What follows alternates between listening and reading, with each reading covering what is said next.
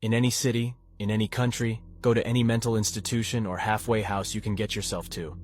When you reach the front desk, ask to visit someone who calls himself the holder of wisdom. The desk clerk will chuckle and guide you to an empty room.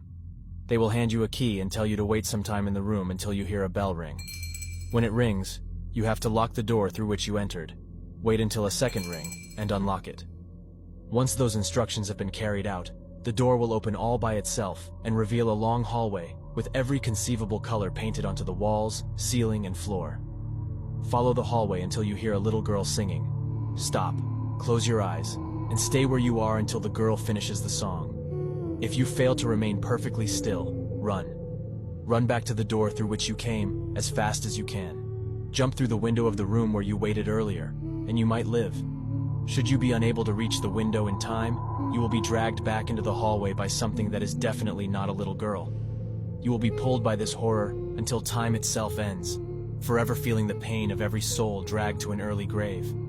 If, on the other hand, you manage to remain perfectly still until the song ceases, you will free to either turn around and leave forever, or venture further into this realm. If you prefer the latter course of action, walk deeper into the hallway until you reach a human-shaped door.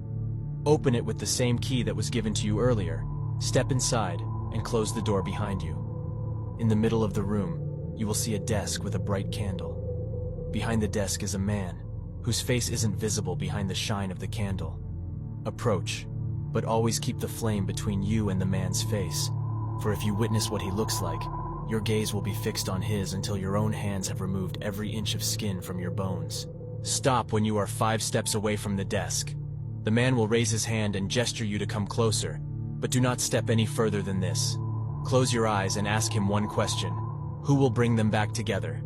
You will hear the man rise from his chair and begin to pray in a language that you will not understand. After 2 minutes, you will hear a name. If you hear Anubis, then you had best utter your own prayers in the short time you will have to do so. But if it is Thor you hear, then you may open your eyes. You will see the man's severed head lying on his desk, still speaking. After another 3 minutes, his prayer will cease, and he will tell you how you will die.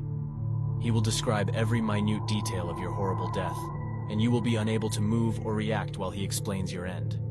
Lastly, he will describe the one who will steal your life away from you, and go into such detail as to why it is necessary that you yourself will question which would be worse, you being murdered, or you being allowed to continue to live. Eventually, the head will finish its ghastly tale. It is Object 9 of 538. It is up to you what you do with the knowledge of your death. For now, it is inevitable.